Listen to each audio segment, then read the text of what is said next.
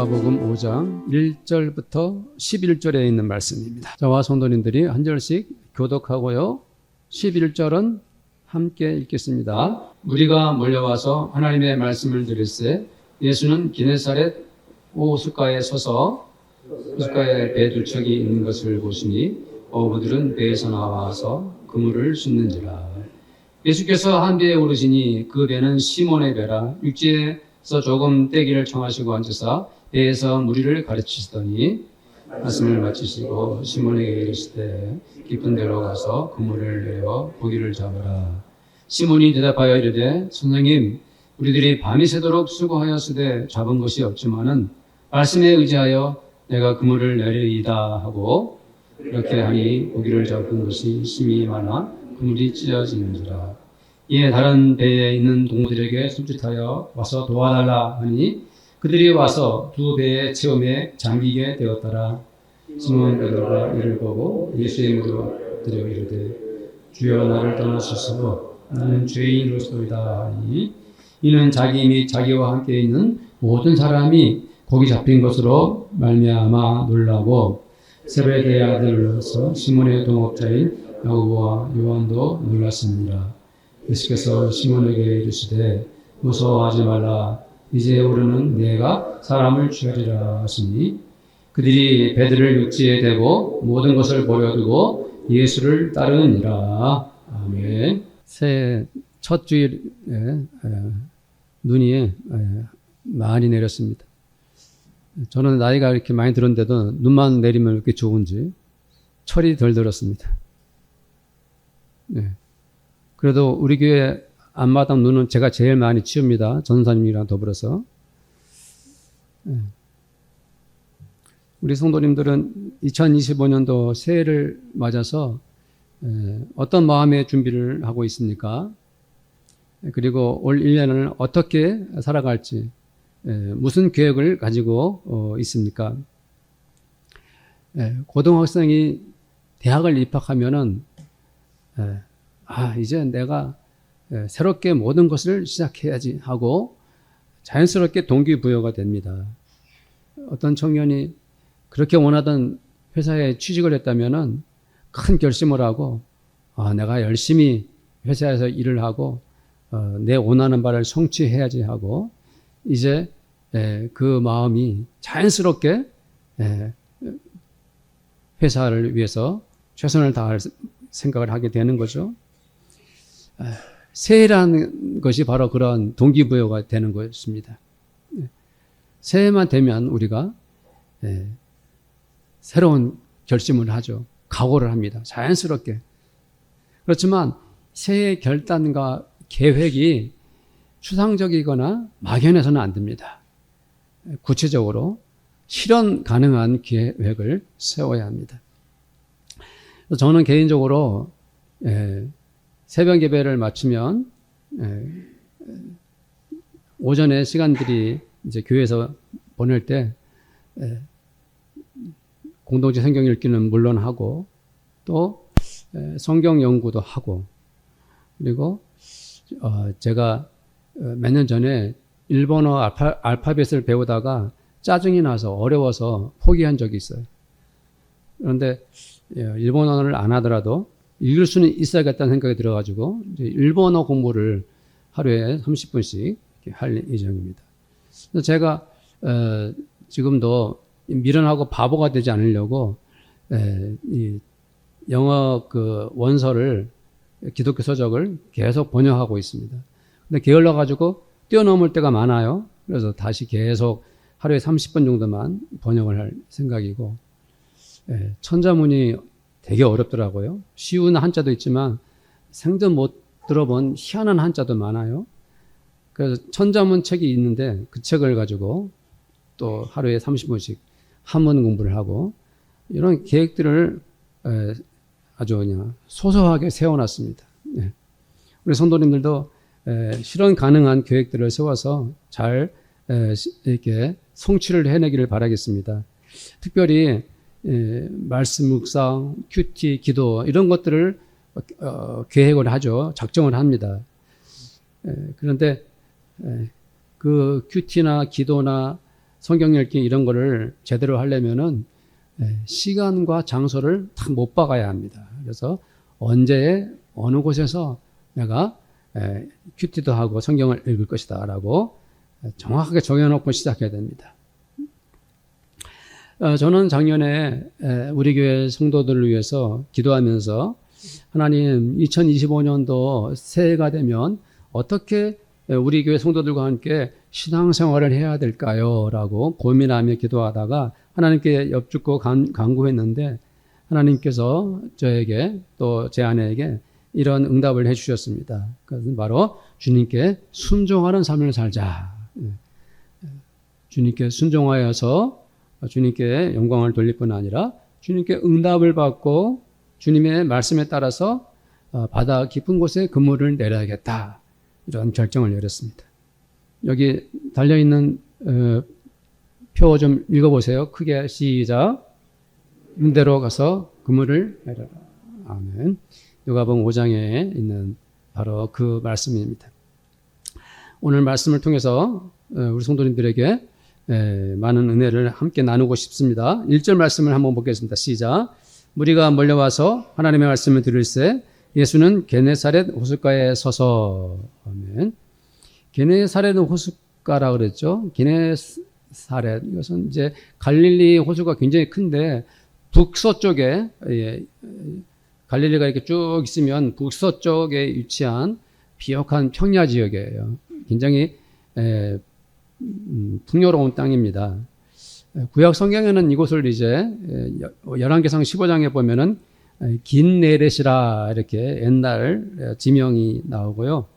또 마태복음 14장이나 마가복음 6장에 보면은 예수님께서 이 게네사렛에 가셨는데 그 사람 병든 사람들이 예수님의 옷자락만 만져도 고침받는 그런 기적을 체험한 장소가 바로 게네사렛입니다. 이날 예수님께서 게네사렛 호숫가에 오셨는데 사람들이 엄청 몰려들었습니다. 그들이 왜 이 호숫가에 몰려들었을까요? 바로 하나님의 말씀을 들으려고 몰려들었습니다. 사람들이 몰려들었다는 이 말에 대해서 성도님들은 어떤 마음이 드나요? 사람들이 의외로 주님의 말씀 듣는 것을 좋아했다는 것을 알 수가 있죠. 주님께 병을 고치거나 먹을 것을 바라고 그 사람들이 모인 것이 아니라 단지 말씀을 들으려고 모인 것입니다. 예수님은 사람들이 많이 몰려들자 호숫가에 떠있는 한 배에 오르셨습니다. 그 배는 시몬이라고 이름하는 베드로의 것이었죠. 그날 그 배 두 대에서 어부들이 물고기를 밤새도록 잡았는데 하필 화탕치고 말았습니다. 어부들이 고기 잡는 것을 이제 그만두고 포기하고 그물을 싣고 있었습니다. 예수님께서 바로 이 베드로의 시몬의 배에 오르신 것입니다. 예수님은 배에 오르셔서 복음을 전하시고 사람들은 호숫가 모래밭에 다 앉아서 그 말씀을 들었습니다. 호숫가라고 그러지만 바다처럼 넓기 때문에 그 가는 아주 잔잔한 모래로 이게 둘러져 있어요. 사실 좀 이상한 면도 좀 있습니다. 무엇이 이상한가 하면 예수님께서 이 게네사렛 호수에서 오실 때는 이른 아침이었기 때문이죠. 베드로와 또 다른 어부들이 밤새도록 애를 쓰다가 고기를 한 마리도 못 잡고 이제 해가 떠오르자 그물을 정리하고 있었어요. 그렇다면 그 호수에 몰려든 사람들은 아침 일찍 주님을 찾아온 것입니다. 왜요? 이 베드로나 그 어부들이 밤새도록 물고기를 잡으려고 애쓰다가 이제 해가 떠오르자 그물을 챙겼기 때문입니다. 하루 일과도 시작하기 전에 이 사람들이 막 몰려들었어요. 좀 독특한 상황 아닌가요? 뭐 한 10시나 됐다면 이해가 가는데 이거 뭐 식전 아침부터 이른 아침에 사람들이 몰려들었어요. 왜 그랬을까요? 충분히 어느 정도 짐작이 가지요. 그 사람들이 얼마나 주님의 말씀을 사모했겠습니까? 조금이라도 빨리 주의 말씀을 들으려고 그렇게 게네사렛 호수에 사람들이 가득 찬 것입니다. 주님의 말씀의 권위가 얼마나 권위가 있었으면, 주님의 말씀이 얼마나 좋았으면 그랬을지 충분히 헤아리고도 남습니다. 그리고 우리 성도님들도 마찬가지 아닐까요? 예수님이 지금 오셔가지고 어느 곳인가 말씀을 전하신다는 그러한 뉴스를 들었다면 조금도 망설여지지 않고 주님 계신 곳으로 뛰어갔을 것이 아닙니까? 다시 베드로를 좀 살펴보겠습니다. 밤새도록 고생했던 베드로, 다른 어부들이 정말이지 피곤이 온몸에 쏟아졌을 것입니다. 이 파도가 막 출렁거리는 배에서 고기를 잡는 일이 약간 고된 것이 아닙니다. 그 무거운 그물을 내리고 그것을 걷어 올리는 것을 반복하다 보면 얼마나 힘이 들었겠습니까? 사람의 몸이라는 것은 지쳐버리면 더 이상 아무것도 못합니다. 그렇죠? 쉬어야 합니다. 잠을 푹 자거나 자기 몸을 평안히 다스려야 하는 것이죠. 시몬도 피곤이 파도처럼 밀려왔지만 주님의 말씀을 들었습니다. 그 많은 사람들 틈 사이에서 베드로는 어떤 말씀을 마음에 담았을까요? 주님의 말씀은 그의 영혼을 파고들었습니다. 처음 들어본 주님의 말씀은 충격적이었고 감동으로 충만했습니다. 주님은 의도적으로 시몬의 배에 오르셨습니다. 그리고 말씀을 가르치기 끝난 다음에 바로 그 베드로에게 말씀하셨습니다. 깊은 데로 가서 그물을 내려 고기를 잡으라. 우리는 잠깐 시몬의 입장으로 돌아가 봐야 합니다. 우선 그는 이미 그물을 다 씻고 정리한 상태였습니다. 밤새도록 한 마리도 못 잡아서 그 피로도는 극심했습니다.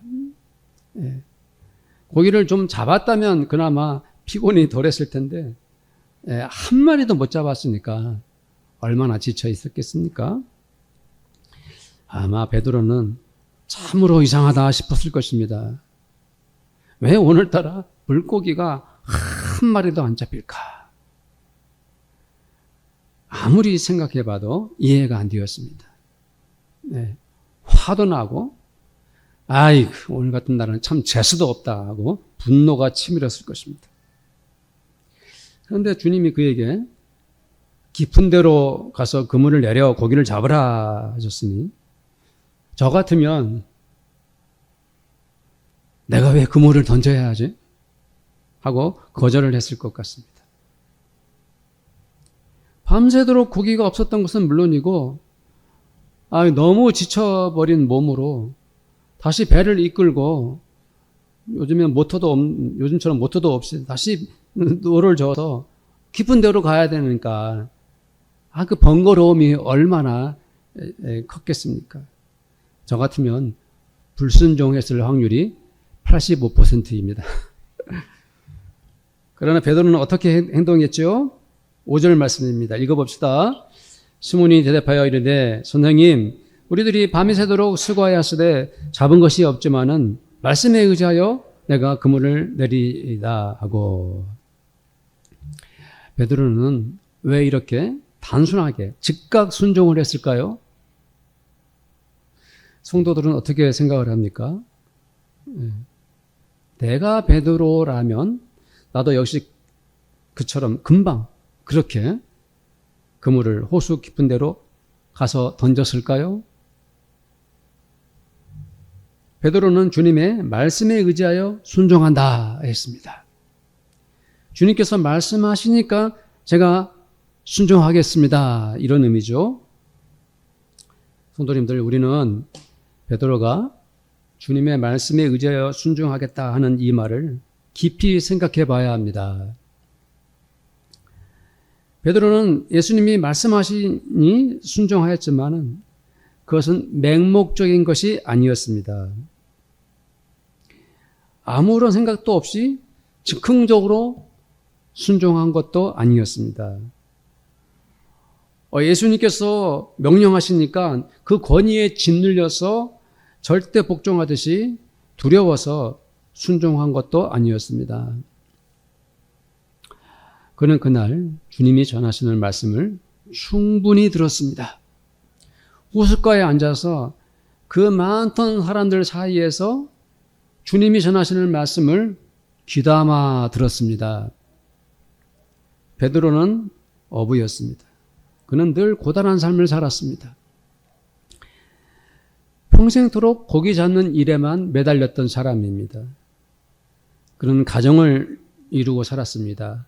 아내가 있었기 때문에 아마 자식들도 있었을 것입니다. 그의 장모가 아팠던 그런 내용들이 성경에 나오지 않습니까? 그런 걸 봤을 때 베드로가 장모도 모시고 살았을 것 같은 느낌이 들어요. 베드로는 가장으로서 고기 잡는 일에 최선을 다하지 않을 수 없었습니다. 그런 베드로가 회당에 가서 하나님의 말씀을 듣거나 학문을 익히거나 할 여유가 없었을 것입니다. 어쩌면 그날 예수님의 말씀을 전하실 때도 너무 피곤한 몸에 처음에는 별다른 기대도 없이 그저 말씀을 들었을지도 모릅니다. 그러나 주님이 어떤 분이십니까? 주님이 어떤 분이십니까? 우리 주 예수님은 하나님과 같은 권세와 능력을 다 갖추신 분이십니다. 그 입에서 나오는 말씀 한마디 한마디가 바로 하나님의 음성이었습니다. 베드로는 그날 주님께서 전하신 말씀을 들으면서 얼마나 많은 감동을 받았을까요? 자기 마음속 깊이 파고드는 주님의 말씀을 들으면서 어찌 은혜를 못 받았겠습니까? 그날 아침 구름대처럼 몰려온 군중들도 주님의 말씀을 들으면서 그 감격이 어떠했을지 우리는 충분히 상상할 수 있습니다. 그렇게 베드로는 주님이 전하신 말씀을 듣고 예수님께서 하시는 말씀이라면 나는 순종할 수 있습니다 하는 믿음을 갖게 된 것입니다. 베드로는 주님의 말씀을 들으면서 이 주 예수님의 말씀이 얼마나 권위가 있는가, 얼마나 능력이 많은가 스스로 알게 되었습니다. 그는 정말이지 주님의 말씀을 듣고 순종한 것입니다. 베드로가 주님께 순종한 것은 결코 무조건적인 것이 아니었습니다. 그는 주님의 말씀에 근거해서 순종을 한 것입니다. 그는 주님의 말씀에 의지해서 순종했습니다. 베드로는 주님이 전하신 말씀에 넉넉히 은혜를 받았기 때문에 그 순종은 자연스러운 것이었습니다. 그것은 마음에서 우러나는 자발적인 것이었습니다. 성도님들, 우리는 베드로가 밤새도록 물고기를 한 마리도 못 잡았지만 그럼에도 주의 말씀에 따라 순종했다는 것에 큰 도전을 받습니다. 베드로는 온몸으로 실패를 경험한 사람입니다. 그는 평생토록 쌓아온 기술과 노하우를 다 동원해 본 사람입니다. 그러나 아무리 노력해봐도 안 될 것은 안 되는구나 하는 현실을 절감해 본 사람입니다. 깊은 데로 가서 그물을 내리는 건 그 결과는 뻔한 것이었습니다. 밤새도록 그물을 던져보지 않은 곳이 없었습니다. 깊은 데로 던져봤자 한 마리도 잡히지 않을 것은 분명했습니다. 그러나 베드로는 예수님의 말씀대로 깊은 데로 배를 끌고 가 그물을 쳤습니다. 베드로는 주님의 말씀에 의지하여 순종을 한 것입니다. 6절 말씀을 보십시다. 읽겠습니다. 그렇게 하니 고기를 잡은 것이 심이 많아 그물이 찢어지는지라. 베드로가 깊은 곳에 그물을 내린 결과는 그야말로 기적 그 자체였습니다. 절대로 일어날 수 없는 일이 생긴 것입니다. 도무지 상상도 못할 사건이 터지고 말았습니다. 어떻게 이럴 수가 있다는 말입니까? 밤새도록 쉬지 않고 그물을 던졌어도 물고기는 찾아볼 수가 없었습니다. 그러나 주님이 말씀하신 대로 그물을 깊은 곳에 내리니 그물이 찢어질 정도로 고기가 많이 잡힌 것 아닙니까? 얼마나 고기가 많았으면 베드로는 자기 배에 다 채울 수가 없어가지고 또 다른 배 친구들을 불러가지고 물고기를 가득가득 담아야 했습니다. 두 배에 가득 차서 물고기가 너무 많아가지고 배가 기우뚱기우뚱 가라앉을 지경이 되었습니다. 성도님들, 순종의 결과가 놀랍지 않습니까? 예수님은 베드로 그를 위해 드라마 한 편을 써내려갔습니다. 시몬, 너는 알고 있느냐? 그날 밤 한 마리 고기도 잡지 못하고 허탕을 친 까닭이 무엇인지 너는 아느냐? 왜 그런 일이 일어났는지 너는 알겠느냐? 그렇습니다. 주님은 일부러 베드로를 절망의 곳으로 몰고 가셨습니다.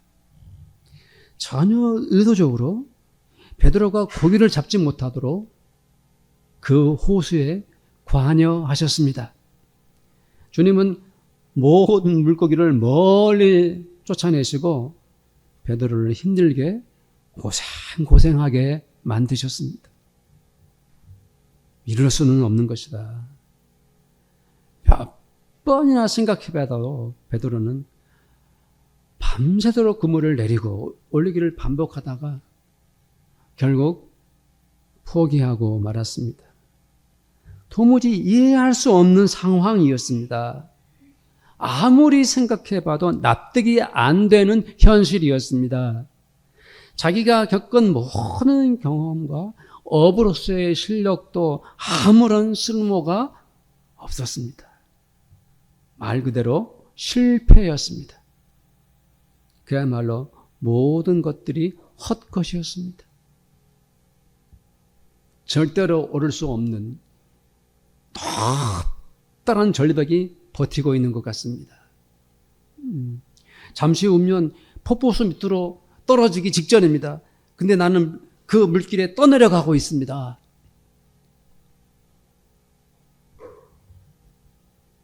그러나 완전히 모든 것을 다 실패로 끝나고 그물을 정리하고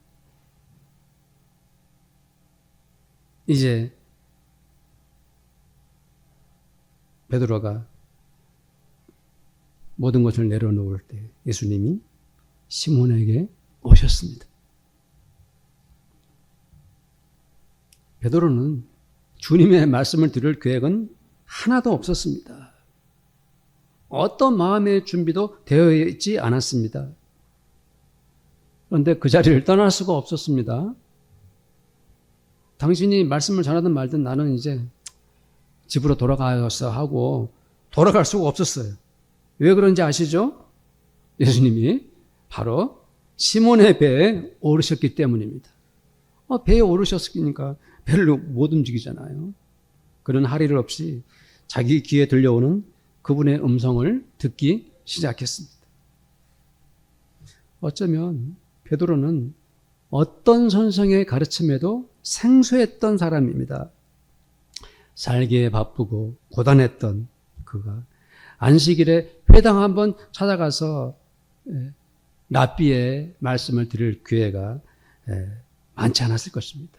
그것조차 어려웠을 것입니다.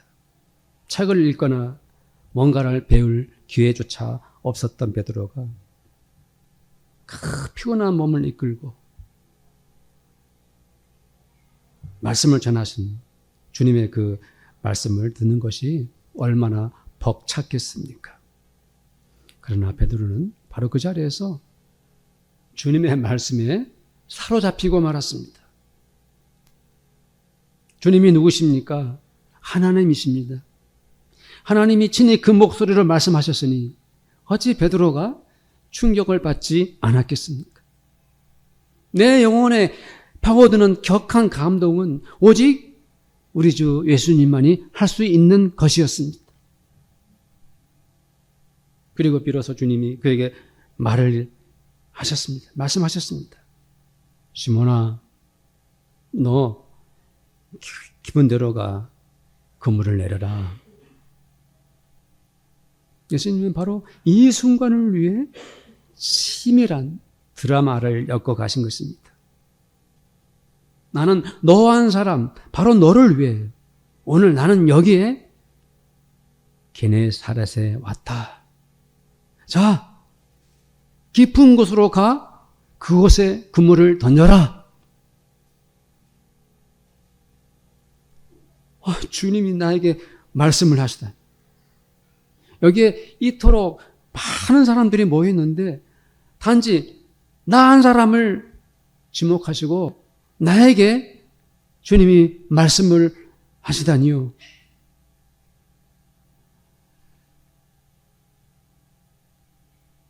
그 호숫가에서 주님의 말씀을 통해 큰 은혜 받은 것으로도 나는 너무 기쁜데 주님께서 오직 자기를 불러서 말씀하시니 얼마나 놀랐겠습니까? 그렇습니다. 주님은 단지 베드로 한 사람에게만 그 말씀을 하셨습니다. 깊은 데로 가 그물을 내려라. 그는 주님의 말씀에 이끌려 즉각 순종했습니다. 밤새도록 한 마리도 잡은 것이 없지만 주님의 말씀에 의지하여 깊은 곳에 가 그물을 내리겠습니다. 시몬은 그냥 그 자리에서 순종하고 말았습니다. 사랑하는 성도님들, 우리들이 살아가는 현장으로 돌아가 봅시다.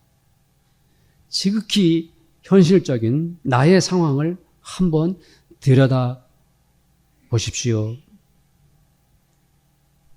성도들이 혹시 고통과 눈물의 날들을 보내고 있다면 그것은 우연인가요? 고난이 지속되는 것, 그것은 그냥 힘들고 어려울 뿐이지, 이것은 시간 낭비일 뿐이지 라고 생각하고 계십니까? 억울하게도 경제적 손해를 본 것뿐이라고 마음 답답해 하십니까? 그것은 우리의 인생을 뒤로 끌고 가는 퇴보에 지나지 않는다, 그렇게 생각하십니까?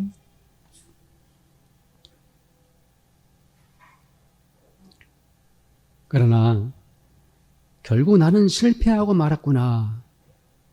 내 인생은 실패작일 뿐이야. 결국 아무것도 한 것이 없잖아 하고 우리가 희망을 끊어버릴 때 바로 그 순간에 주님은 과연 나에게 찾아오시는 것입니다. 사랑하는 아들아, 사랑하는 딸아, 너는 지금 깊은 데로 가서 그물을 내려라. 너는 내 말을 듣고 순종해야 한다. 너는 지금 순종하라. 주님은 우리들에게 순종을 명령하십니다. 성도님들, 우리는 어떻게 해야 베드로처럼 단순하게 즉시 주님께 순종할 수 있을까요? 정말 순종하면 좋은 일이 많이 생길까요? 주님께 순종하면 내가 소원하는 것들, 내가 간절히 바라는 것들이 이루어질까요? 그렇게 된다면 누구라도 순종하지 않겠습니까?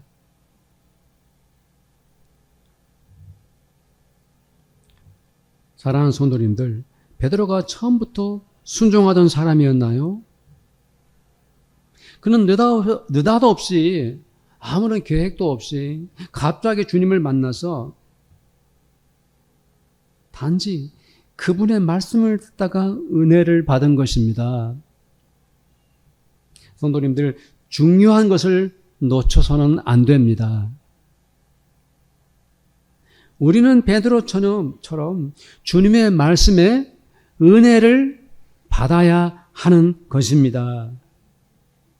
우리는 하나님이 주신 예수 그리스도의 복음을 들을 때마다 기뻐하고 감동해야 하는 것입니다. 주께서 하시는 말씀들이 모두가 생명이며 능력인 것을 깨달아야 합니다. 주님의 말씀에 내 영혼이 감격한다면 우리는 목에 칼이 들어와도 주님께 순종하게 되는 것입니다. 거꾸로 생각해 보십시오. 내가 하나님의 말씀에 은혜를 못 누린다면 내가 어떻게 하나님께 순종하겠습니까? 내가 주님의 말씀을 들어도 내 마음에 감동도 없고 기쁨이 오지 않는다면 내가 어떻게 순종하겠습니까? 그렇죠? 이스라엘의 초대 왕 사울은 하나님의 말씀에 기쁨으로 반응할 때는 겸손하고 또 순종할 줄 아는 지혜로운 사람이었습니다.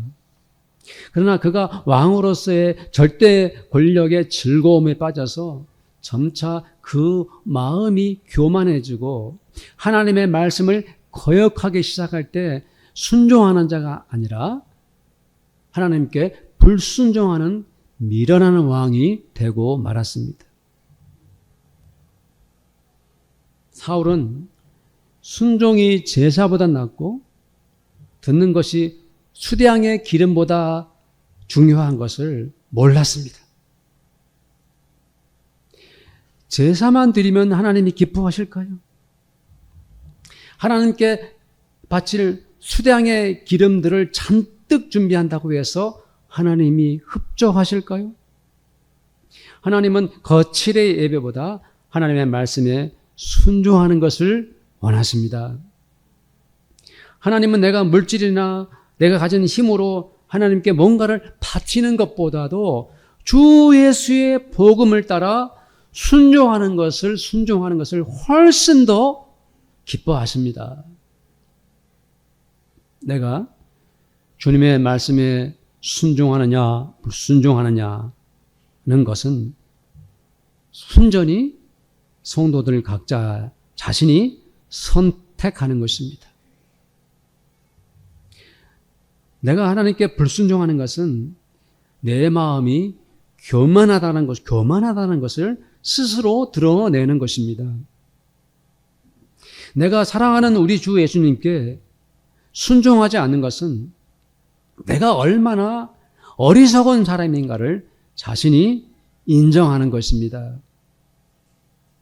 사랑하는 성도님들, 2025년도 새해는 주님의 말씀에 의지하여 깊은 데로가 그물을 내리는 성도님들이 되십시오. 새해에는 먼저 하나님의 말씀에 은혜를 받읍시다. 2025년도 새해를 한 해를 보내면서 우리는 하나님의 말씀 때문에 기뻐하고 즐거워합시다. 하나님의 말씀이 너무 좋아서 즐거이 순종하는 성도들이 되십시오. 주 예수님의 말씀이 너무 달고 오묘해서 그 복음을 따라 순종하며 살아가는 성도님들이 되십시오. 하나님의 말씀에 순종했더니 내 생활에 차고 넘치는 물고기가 이렇게 가득하다라고 하나님께 감사하는 성도님들이 되시기를 저는 우리 주 예수님의 이름으로 축원을 드립니다. 이 시간에 우리 기도합시다. 하나님의 말씀에 순종하여 깊은 데로가 그물을 내리는 성도, 하나님의 말씀에 의지하여 순종하는 성도 되기 원합니다. 오늘 말씀을 생각하면서 우리 함께 기도하도록 하겠습니다. 하나님 아버지 감사합니다. 주님, 참으로 우리들이 무엇이 중요하고 무엇이 우선순위에 둬야 되는지를 올바로 깨닫기를 원합니다. 하나님 아버지, 우리가 어떻게 주님의 말씀에 순종해야 하겠습니까? 어떻게 하면 베드로처럼 우리들도 주님의 말씀에 즉각 순종할 수 있겠습니까? 우리는 하나님의 말씀에 은혜를 받고 하나님 주시는 말씀에 의지해서 하나님의 말씀에 감동을 받고 하나님 말씀에 따라서 순종하겠습니다. 주님, 내 마음과 내 인격을 파고드는 생명의 말씀이 있어서, 능력의 말씀이 있어서 하나님의 말씀 때문에 우리 주 예수 그리스도의 생명의 복음으로 인하여 저희들이 순종하기를 원합니다. 아버지 하나님, 형식적인 순종이 아니라 아버지 권위에 따른 그런 순종이 아니라 내 영이 깨어나서 내 마음에 우러나서 내 온 인격으로, 전인격으로 주님의 말씀에 무릎 꿇고 순종하는 저희들이 되기를 원합니다. 이 종과 우리 성도님들이 올 한 해 동안 주님의 말씀에 순종하겠다라, 말씀에 따라 살겠다라고 아버지 순종에 도전을 하고 순종의 기쁨을 누리고 순종의 체험을 하기를 원합니다. 감사하며 우리 주 예수님의 이름으로 기도드립니다. 아멘. 지금은 우리 주님 예수 그리스도의 은혜와 하나님 아버지의 그 사랑하심과 성령님의 교제하심이 오늘 함께 예배드린 이 자리에 있는 모든 성도들과 우리 성도들의 가정마다 그들이 믿음으로 열심히 일하는 일터와 그리고 우리 교회 위에 지금부터 영원토록 함께 있을지어다. 아멘.